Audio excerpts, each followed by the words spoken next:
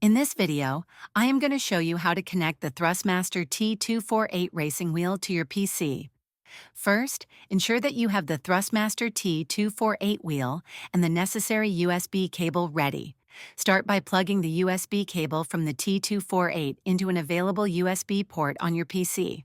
Make sure to use a direct USB port on your computer rather than a hub for a more stable connection. Once connected, power on the racing wheel by pressing the power button. Next, your PC should automatically detect the THRUSTMASTER T248.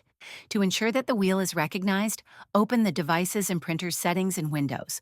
You should see the T248 listed among the connected devices. After confirming the connection, you may want to install the THRUSTMASTER drivers and software for optimal performance. Visit the THRUSTMASTER official website, navigate to the T248 support page, and download the latest drivers. Follow the installation instructions provided.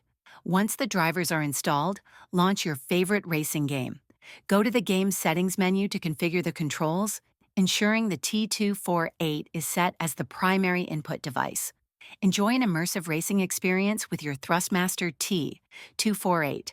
If this video helped you, please like and subscribe to the channel.